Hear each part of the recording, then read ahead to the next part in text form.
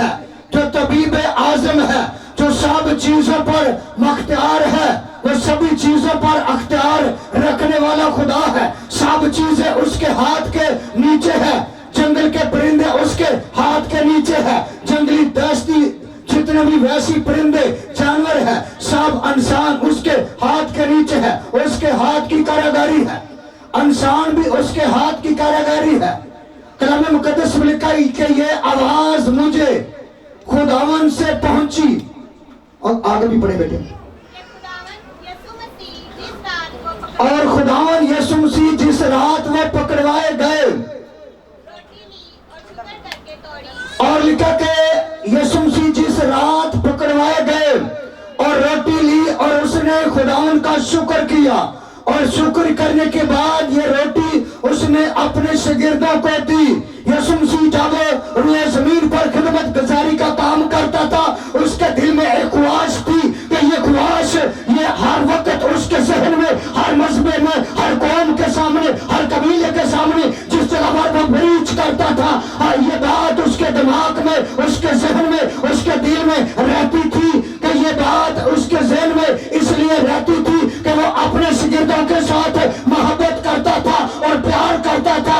شاگردوں کے ساتھ وہ ایسی محبت کرتا تھا جیسی محبت ہم اپنے بیٹیوں کے ساتھ کرتے ہیں، اپنے بیٹوں کے ساتھ کرتے ہیں، کیونکہ محبت سب سے افضل ہوتی ہے۔ محبت میں جوال نہیں آتا، محبت بھولتی نہیں، محبت شیخی نہیں مارتی۔ لیکن میرے بہنوں اور بھائیوں، ہر قوم کو، ہر قبیلے کو اس محبت کو اپنے اندر رکھنے کی ضرورت ہے، کیونکہ یہ محبت، یہ بات خدا کا بنا یسوع مسیح اپنے دل میں رکھتا تھا۔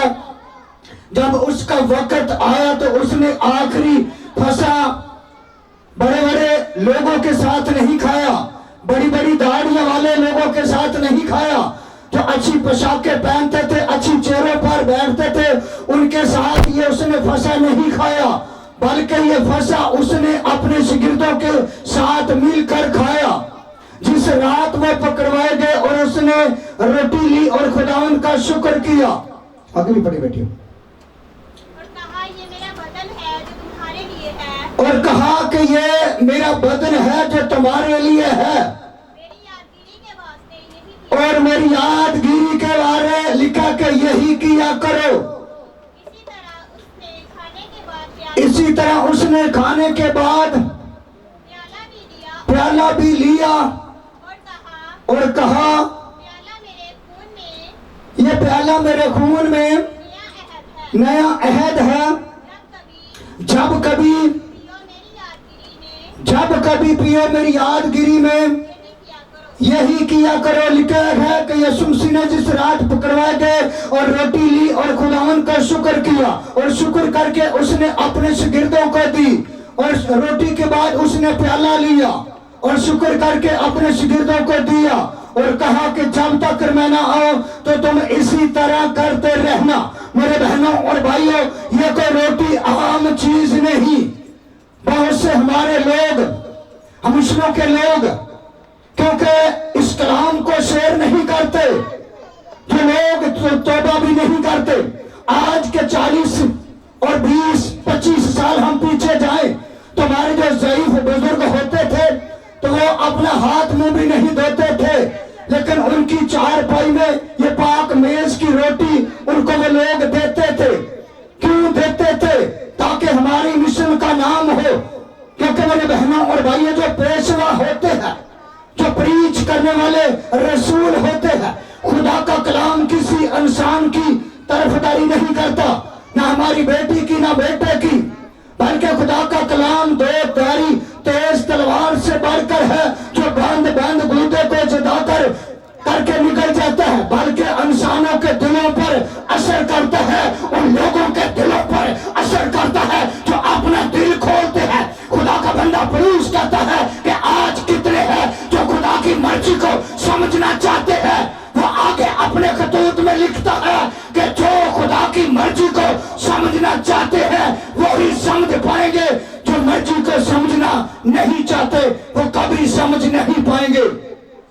میرے بہنوں اور بھائیوں، سگریٹ پینے والے لوگ، نشہ کرنے والے لوگ، زناکار لوگ، लोग खुदा के कलाम को नहीं समझ सकते। कानों में बालियां डालने वाले लोग खुदा के कलाम को नहीं समझ सकते। ये खुदा का कलाम कोई आम चीज नहीं, ये रोटी कोई आम चीज नहीं। मेरे बहनों और भाइयों, ये रोटी खुदा का बदन है, ये वो बदन है जो यीशु मसीह अपने शागिर्दों को देता है।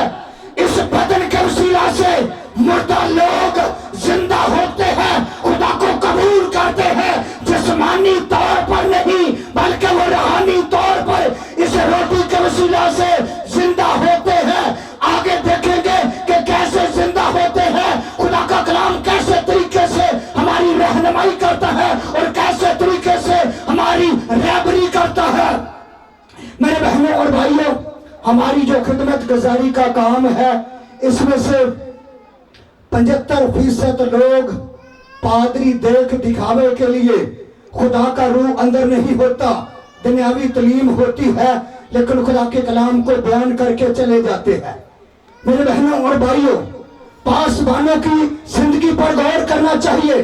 और लिखा है कि शागिर्द अपने उस्ताद से बड़ा नहीं होता। शागिर्द को चाहिए कि उस्ताद की मानत बने, उसकी जिंदगी के अंजाम पर गौर करे, उस जैसा बन जाए। मेरे बहनों और भाइयों, अगर हमारे भी उस्ताद है, सॉरी मुझे उसने सुबह कॉल की थी, बताया था, उसने कहा कि